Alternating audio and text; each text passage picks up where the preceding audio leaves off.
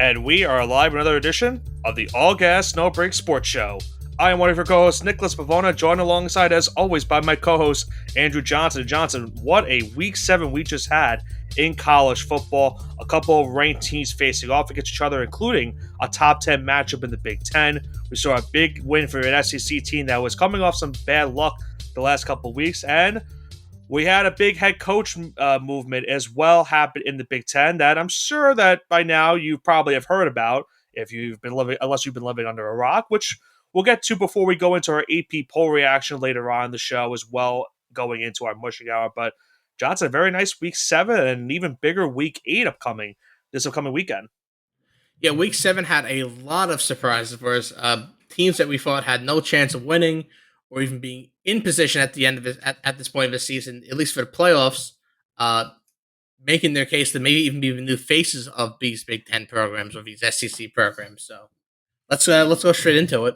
And one team in particular that you mentioned in the Big Ten that I think is starting to finally get that recognition is the Indiana Hoosiers. You know, last year, a lot of people said that this team got to the playoff.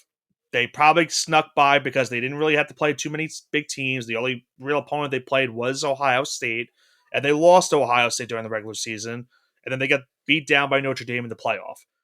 They went on the road this week to Eugene, Oregon, and I think you and I were kind of expecting what happened last year to happen. You know, tough road game, tough road environment. Oregon probably wins this game by a good margin just because they've been in this moment before. Indiana has not really seen this moment yet. Indiana dominated this game from pretty much start to finish.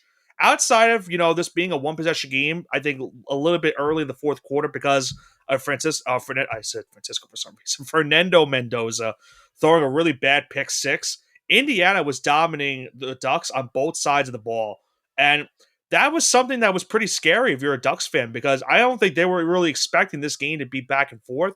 I think they were expecting, as well as maybe a lot of people in the country expecting, that the Ducks get this win easily and they move on. They stay, as a top 2, maybe top 3 team in the country and contend with Ohio State being the best team in the Big Ten. Now Indiana has to get that recognition for what they did this past week. They go into Oregon, they beat them 30-20 on the road, and now they're a top 3 team in the country going into week number 8. They look prime and poised to make the college football playoff with ease. Realistically, not many big games from them remaining on the rest of the regular season. They don't play another ranked opponent. Probably the toughest games they have left are maybe an up-and-coming UCLA team, and maybe you say Penn State, but probably not.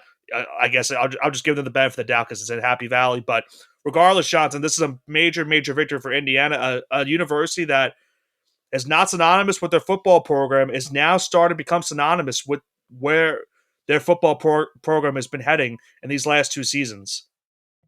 Yeah, NIL does wonders for programs. This was never even a football program. Indiana was always a basketball school.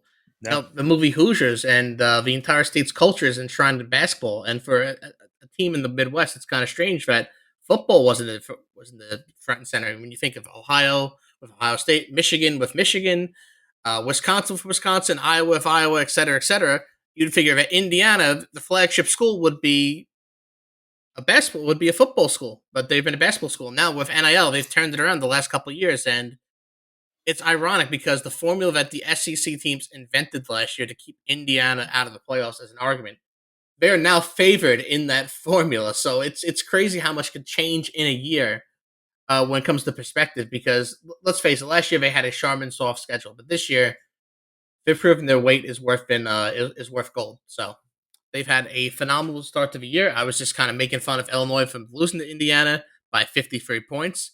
And now it's like, all right, well, you lost to Indiana by 53 points because they're Indiana, not because, oh my God, they're terrible, but now they're an actual good football program. So it's going to be very interesting to see how this plays out of the Big Ten race, especially with Penn State being pretty much gone. They're done. It's going to be, it may be them and Ohio State now. We're figuring that, okay, we get Oregon, Ohio State at the end of the year, but now it's looking like it's going to be Indiana. So yeah, Indiana's in a prime position to make the Big Ten championship, and it would be a home field advantage for them because that game's played in Indianapolis. So they looked really, really good right now. And you could make the case they could give Ohio State a run for their money in that game that they play in the Big Ten championship game because this was an impressive victory on all fronts. Mendoza, as you mentioned, the portal does wonders for teams. Mendoza was, the transfer from Cal has been doing unbelievable things for this program for the first half of the season, and now that all they have to do is just play their schedule and just not have any mishaps throughout the remaining 6 games that they have left. For Oregon, they're still a shoo-in to make the college football playoff. They have to just pretty much do the same thing. They just can't avoid any slip-ups in their remaining 6 games of the season as well. Yeah, no more slip-ups, and expect Oregon and expect Indiana and Ohio State is your Big Ten championship game this year. So Yeah. it'd be very interesting. I mean, listen, Ohio State could lose the game at the end of the year, and you could see Oregon, Indiana.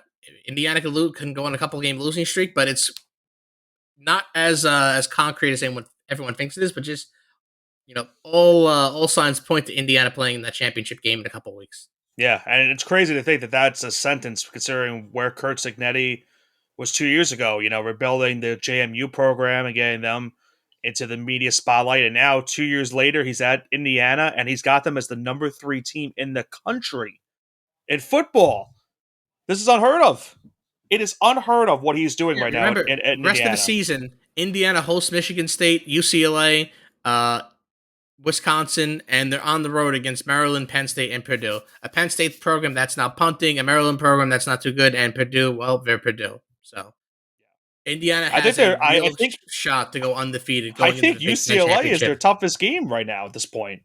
Because UCLA's at least looked decent the last 2 weeks. At least turned it around. Yeah, they looked pretty good the last 2 weeks. And conference play, but definitely looking better. I mean, beginning of the season when Maryland was able to beat up on nobodies, it was whatever. Yeah. But yeah, Purdue is terrible. Penn State is terrible. Michigan State's awful. And Wisconsin's terrible too. But these are all winless teams in conference. Yeah. Combined 0-12 between those schools. If you had Maryland, they're 1-14. So what's right now it is. What's UCLA's record? They are 2-1 in conference. 2-4 overall.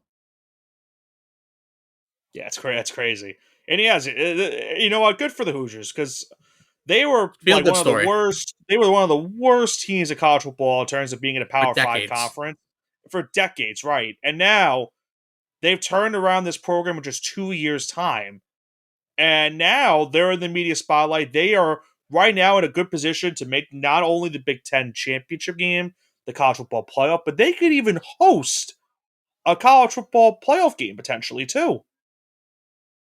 That's how crazy it's been. By the way, the record since the inception of the program, by the way, and the inception of the program, the first season was 1887. All-time record of 516 to 719. So they are over 200 games below 500. 42% winning percentage all time. That's with playing by schools for 3 or 4 weeks out of the year. So I'm hoping for them. I want to see. I want to feel good story. Last bowl win was 1991. It was the Copper Bowl. 1991. That is the last time they've won a bowl game. Wow, that is all right. I like stats like that.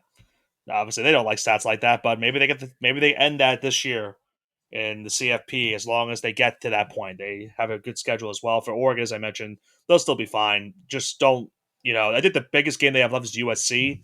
Realistically on their schedule, so they should be fine next couple weeks. Let's go into our next game, Johnson. How about Alabama? The win streak continues for the Tide. They've now won their last 3 games, beating all ranked teams in that stretch. I know it's been a little bit of a longer win streak, but their last 3 games of this win streak have been all against ranked SEC team, which is really impressive when you come to think about it. Ty Simpson's doing great wonders for this team. 200 yards passing, 3 passing touchdowns. Missouri, to their credit, they tried and fought. They kept this game close that I think a lot of people expected, but the Tide were just a little bit too much, and they got the job done at the end of the day, winning 27-24. They now go to 5-1 in the season, 3-0 in conference play. Missouri falls in this game. They're not necessarily out of the college football playoff talk, in my opinion, because if you look at their schedule, definitely not. They just need to. I feel they probably just have to win out, which is easier said than done, because they still have to play A&M and Oklahoma.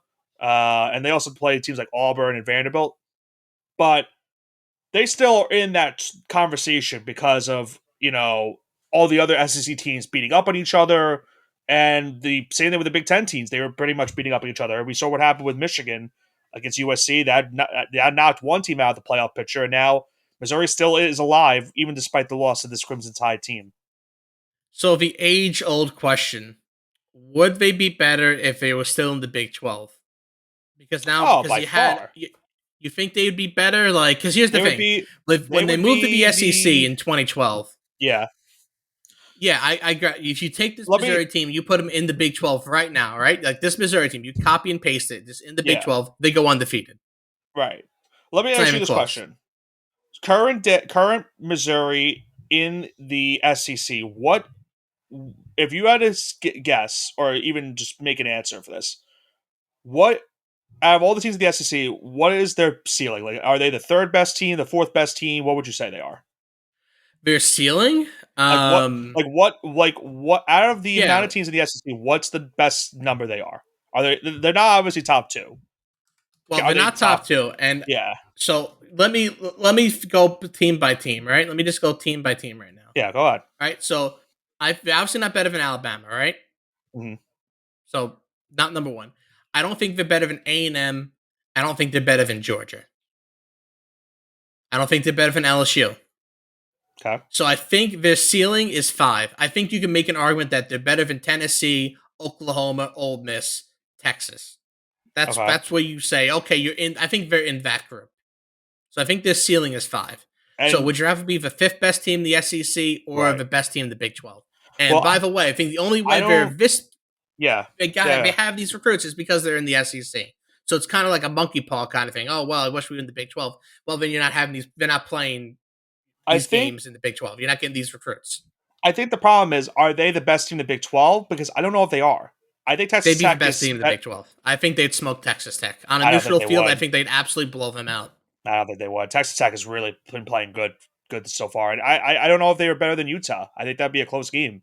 I would say at best too. I say at best they're the second best or the third best team in the Big 12. That's at least my opinion. I think Texas Tech is just that good. But maybe I'm wrong. Listen, I get it because they had Texas Tech. What's their best win? Is it against Utah? Where they beat them by 3 touchdowns? Yeah. And then when you take a look at Utah, right? So take a look, what's Utah's best win? I have to look. I don't know off the top of my head. Beating Wyoming, Arizona State, that which we know is bad. But we know Arizona State's not, and we know they're not good. We know Arizona State's not good. So that's my beef with a lot of the people here. Because Arizona State, they got blown up by Mississippi State, or they didn't get blown up, but they lost to Mississippi State. So best team. So to me, if Utah's the second best team in the Big 12, and their defining win is Arizona State, who got blown up by probably the 11th best team in the SEC, what does that really tell me right now? I think Missouri would beat Texas Tech and Utah by a touchdown, but that's just me. I think it's really going to be. I think this week's going to be big for Missouri because they're going on the road this week to Auburn, who's been really bad this season in terms of offense. If they win that game, at least they stay in the threshold of things. If they lose that game, though, then that really is a big concern because not only they're out of the college football playoff conversation, that's a fact, but it shows you that they're just not there yet. Like, they have the pieces there, but they're not there yet. I mean, playing on the road in the SEC is very tough. I think they could beat Auburn. I think they could beat Vandy. They're not good. I don't think they'll beat A&M at Kyle Field at home. I think you can. It's tough because they have good playmakers. Bo Perbilla didn't really play good in this game against Bama, but he's shown flashes of being. Oh my bad. They're hosting A&M, so I mean, I still don't think they'll beat A&M, but they'll have a chance. And Ahmad Hardy they're not winning at Oklahoma. They're not going to win at Oklahoma, but I think by the end of the year, just by my estimations. I'll give them the win against Auburn. I'll give them the win against Mississippi State. I'll give them a win at Arkansas. So at least floor right now is 8 wins. And I think they'll win one game of the Vandy and Oklahoma game. I think they'll win one of those games. So I think they'll win 9 games. Maybe they'll get 10 or 11. I think it comes down to they have to win against either Oklahoma or A&M to be in the 10-2 conversation where you could maybe be like a team like South Carolina last year where you're saying, okay, should this team make the It's just playoff. then you talk about the bubble at that point. The bubble is very Right, weak right now. This right, is this is a historically weak bubble. right. They need that win. They need that signature win right now because they don't have it. If you look at the Missouri schedule, they haven't had that win yet. They need to get something in these next couple weeks. This is going to be the turning point of this season. This next 6 weeks because you're playing Auburn. You win that game. That's probably Because let's be real, like we maybe your said, second best win. Maybe best win. I don't know. at least what I said. Would you agree that their ceiling is top 5 in the SEC? Like their ceiling is number 5, at least as it currently stands. I mean, I they could win the next 2 weeks, and Alabama could lose Ty Simpson. Like I right, think like anything can really the change. best thing, right? I think the good thing for them is that they don't really have to, outside of two, they could finish with 9 wins. I don't know if I'm necessarily putting them as the fifth best team. I think I would put them at best 6. I think that's where I probably go. I think that's the best I could put them at. So yeah, we established that 5 SEC teams are going to make the playoffs, right? Yeah, Like that's just almost a given. We know that Georgia's probably going to be if the season ended right now, it's Ole Miss, A&M, Georgia's Georgia. tough. Georgia's a weird If one. the season ended right now, if it ended right, If it ended would Tennessee today, make the yes. playoffs? If Tennessee Yeah, would make the playoffs, and yeah. Georgia would make the playoffs. That's what I'll say. The only reason I'm hesitant on Georgia is because if they lose They to have a Ole tough Miss this schedule. right, if they lose to Ole Miss this week and then they lose again, that's 3 losses, and I don't think a 3-loss team is going to make the college football playoff in the SEC. No, they won't. But again, there's 5 SEC teams that probably let's count them right now. If I had Right to now, guess, if it would be it ended, A&M. it's A&M, Ole Yep. Miss, Georgia, Yeah, Tennessee, Alabama, and probably LSU. That's 6 teams right there. I actually underestimated them. yeah. I don't know. The SEC is so weird, and I think it kind of ties into our next game, Johnson, because I think you know we talked about Oklahoma and what they were doing so far this season. They lost John Mateer to an injury, and he actually was able to play in this last game against Texas this past weekend, the Red River rivalry. But you could tell he was still playing through an injury, and he was just not there. And I think we could calmly say this was probably Arch Manning's best game he's had so far as a college quarterback. Not saying much, Yeah, but no, it definitely is. he didn't Because he make got any a big win mistakes. on the road. I mean, it wasn't on the road; it was on neutral site. Technically, it was in Dallas, but you It's know a what I home game mean. for Texas. This is not a road or home game for either of these teams. It's a neutral. It's like a neutral. I don't know because Oklahoma's right there. They're a couple Yeah, hours away, I know, and but and I know Texas is like that brand in state, but Austin is it's equal distance. It's really yeah, not that far off. I know it's in the state of Texas, so it's easier, whatever, yada yada. But yeah, Arch looked good, and he looked like the prospect everyone thought he would be. And it really yeah, helps that this is against a big time school and not yeah. I mean, Coastal Carolina. I know beating they're a your decent program, but it's not if it's against actual competition. yeah, being your most hated rival by a good portion, a good margin too, is definitely something that could maybe spark Texas because I think after the Florida loss, I think everyone maybe probably said that that's it. They don't have a shot. I'm not saying that they're back into the picture, but if they can carry the momentum of this game into the next couple weeks, you probably put them right back into the picture of things in the SEC or even in the college football playoff as a whole. Obviously, tough games against Georgia, A&M, and Vanderbilt still, but if Arch plays anything remotely to what he did this past Saturday, I mean, you have to give Texas maybe a long shot, but it's possible they could sneak in. Yeah, Which is listen, crazy it's to the think. SEC. Anything is possible in the SEC. That's the beauty of it. That's the beauty of it because you play such a tough schedule where the 10th best team in your conference beats the 3rd best in another. So like, it's worth its weight in gold when you get a conference win here. I'm just concerned for Oklahoma because they lose this game, and you could tell they rushed Mateer from his injury that he had, and now the question is going to be how do they respond to this game?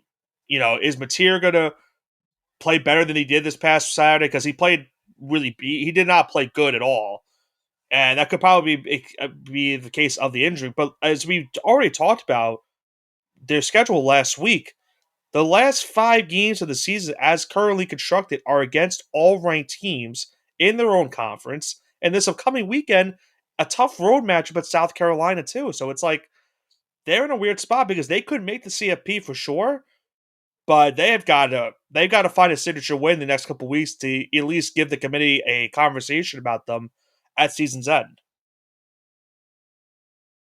Yeah, and I think that kind of wraps up the live games to talk about. Let's talk about the axing of Penn State's James Franklin, Whew. who I Long repeat, time he has coming. the best. He has the best job in sports right now, and that is fired head coach. You know how much James Franklin is going to make every single day until the end of his contract? I know the buyout was like 49 mil or like 50 Yeah, mil. so you know what that comes out to?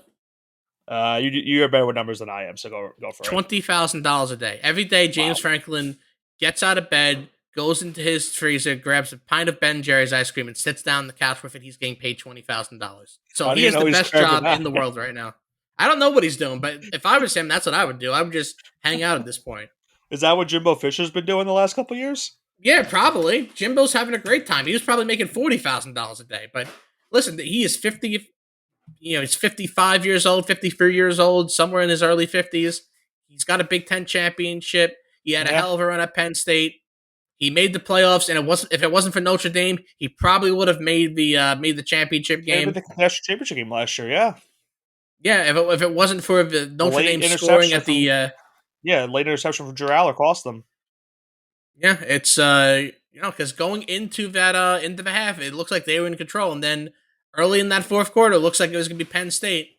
But hey, Now, it is what it is. I would As a just man- retire from the sport if I'm him. as You a have man enough that money likes for your numbers, children's to retire on. So right? I You're mean, done. even if he doesn't, wants to be a coach again this upcoming season, I mean, he's still going to get that buyout money too, so it doesn't matter. He'll be fine, and he'll get paid by another university to coach, which I think is going to happen.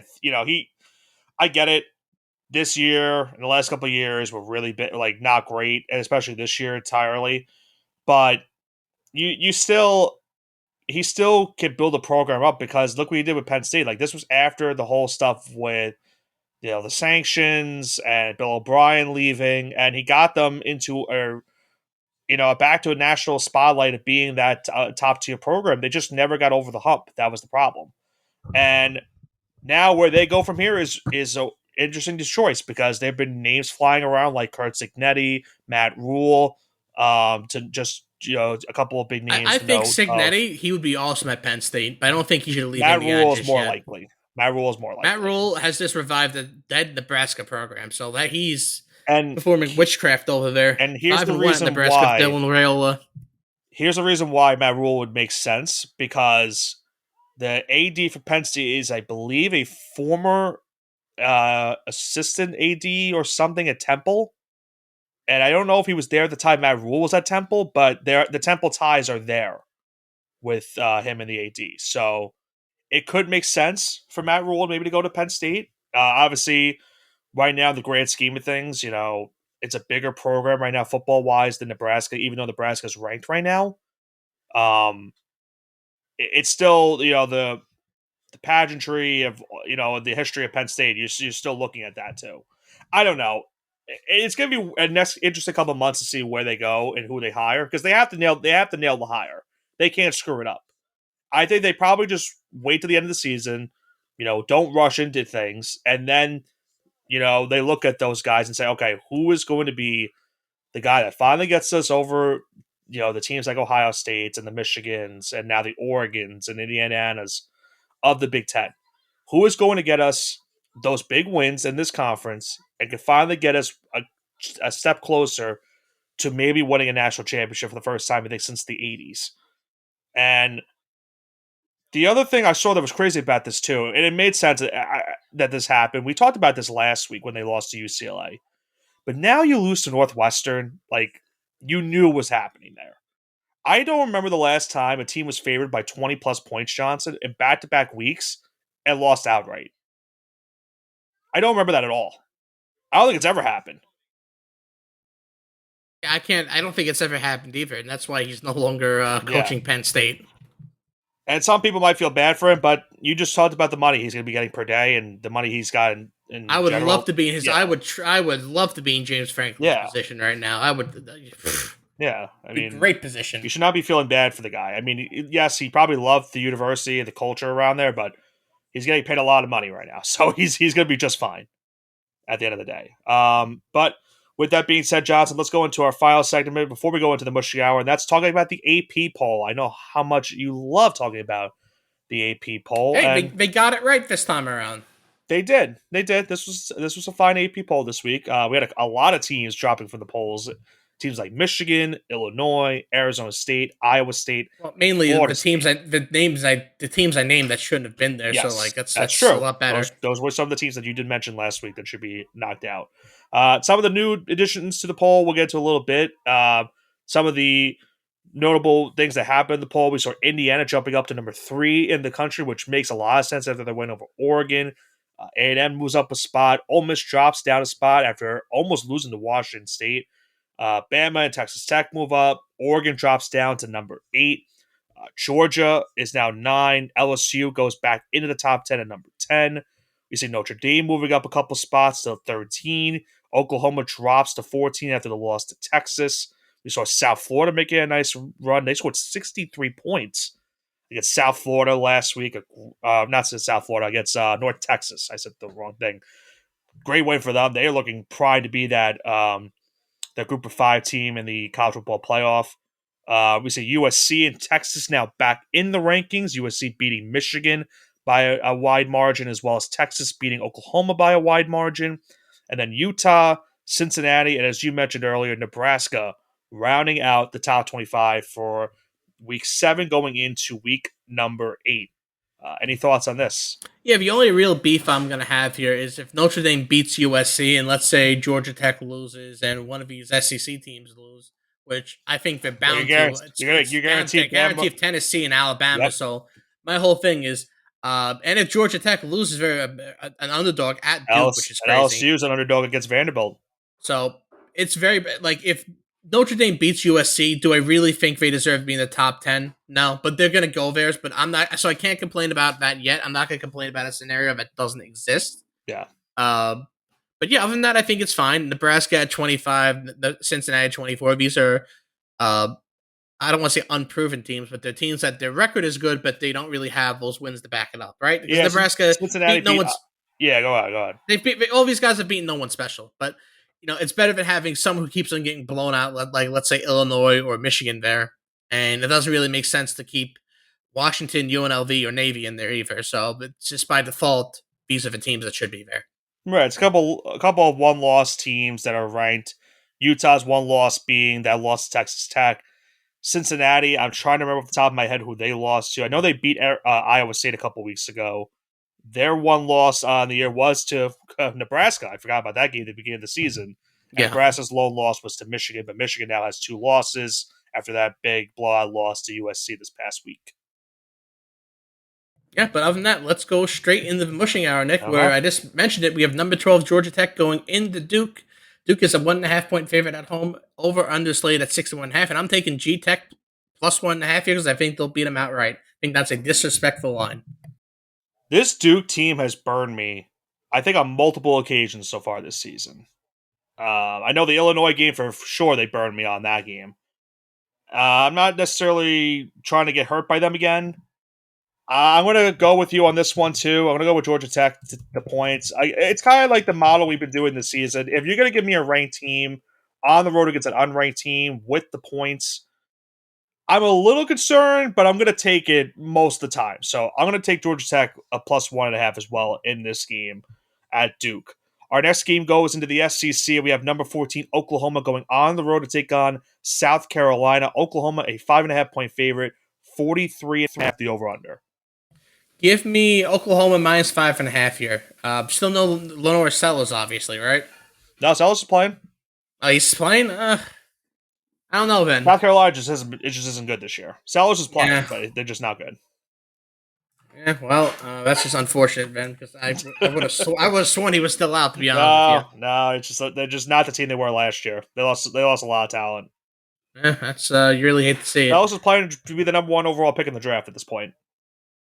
Oh, he did play against LSU. Okay, yeah. So never mind, Ben. Yeah, why did I think he was out? Sellers is playing to be the number 1 pick. That's where he's at right now. Yep, and that's not going to win your game. So have fun, South Carolina. I'm taking Oklahoma minus 5.5.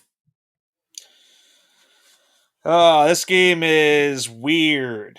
Very weird, Johnson, because South Carolina burned both of us. They lost by 10, and I think the spread was 9.5. So yeah, that was another bad beat for them this season with us.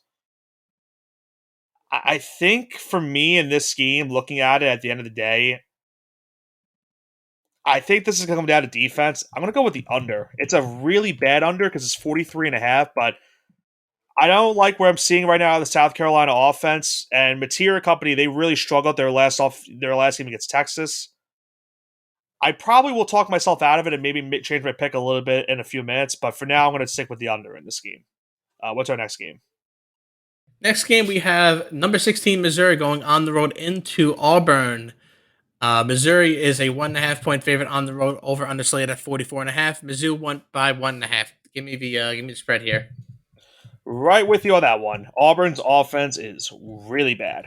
They might be one of the worst offensive teams in all the Power Four schools outside of like the bottom feeders. Like Auburn's offense is horrible. They should have beat Georgia, and yeah, they let that game get away from them. I know the Kirby Smart thing that happened too. That was egregious, but they still let the game get away from them at the end of the day.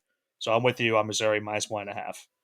Our next game, Johnson, I love this game because it's nicknamed the Holy War. Number 23 Utah at number 15 BYU. Utah on the road, a 3.5 point favorite, 49.5 the over under. Disrespectful once again. BYU should be favored here, so it could be BYU plus 3.5. Well, I'm going to stick with my narrative of Utah because I picked them in the CFP, and I need as many green picks at this point because I got a lot of red at this rate with some of my picks. So I'm going to go with Utah minus 3.5 in this game. I expect a good matchup between these two teams. Regardless, it should be a fun one between these two in the Big 12. What do we have next? We have number 20 USC going into Indiana, take on number 13 Notre Dame. Notre Dame is a 9.5 point favorite at home. 61.5 is the total over under. Give me Notre Dame and a half by 9.5 points. Oh, we've got Notre Dame in the 9.5. That scares me because you've been doing pretty good this year in college. So I'll stick with my gut. I will take USC to cover the 9.5. Just play like you did against Michigan. That's all I'm going to say about that because I'm not, I don't think they're good, but Notre Dame is still weird. They're not this, they haven't really been playing great football. They've just been beating up on bad teams the last couple weeks.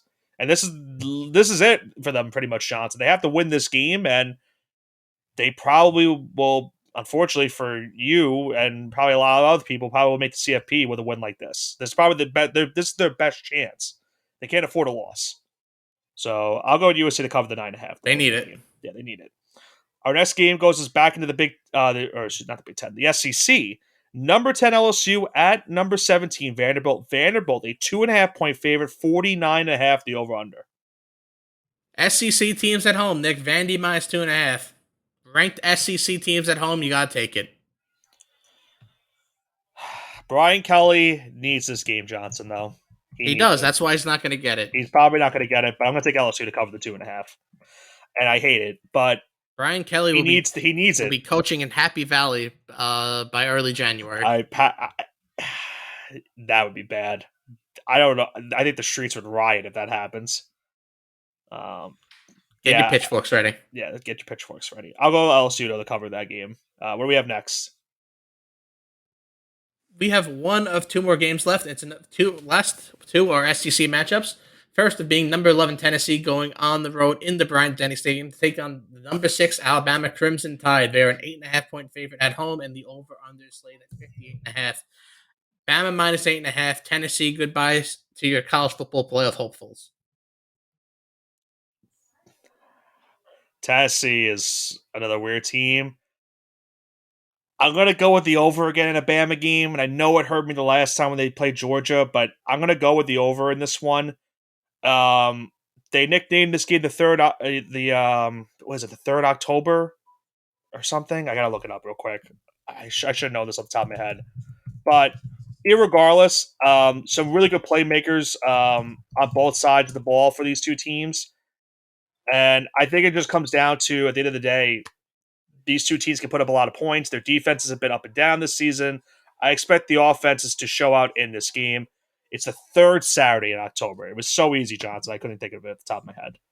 I'll go with the over, though, in that game between Bama and Tennessee in that SEC matchup. But then, as you mentioned, there's one more SEC matchup that we have to talk about. It's a big one, another top 10 matchup in the SEC, and it comes between number 5 Ole Miss and number 9 Georgia.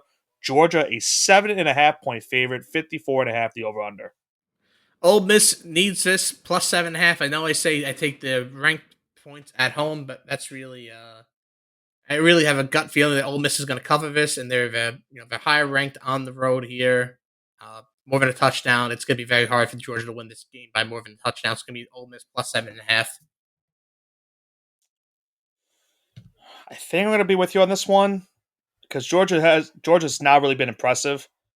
So I'm going to do this. I'm going to take the under in this game, and I'm going to switch my pick like I was talking about earlier with Oklahoma and South Carolina.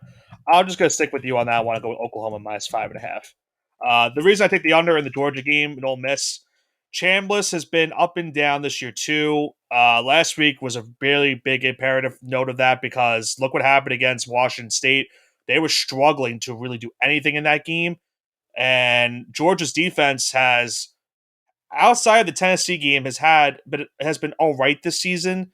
Really good outing against Auburn last week. I think they need to have a good outing in this game because we already talked about it.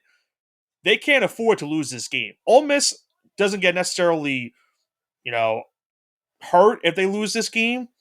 Georgia would be in a big situation where they have 2 losses already, and they would be in the situation where Texas is right now, where they have to pretty much win out to make it into the college football playoffs. So Georgia needs this one. 7.5 is a lot of points though for me to take, so I'm going to go with the under in that one to round out this week's edition of the Mushing Hour. All right, Nick, and I think I can take us home on this one if you don't let me, if you don't mind. Yeah. The only thing I have to say is we have a card show this Saturday. It's the 18th of October, 9:30 a.m. to 3:30 p.m. St. Joseph St. Thomas in Staten Island, New York, in the gym, 50 McGuire Avenue, Staten Island, New York.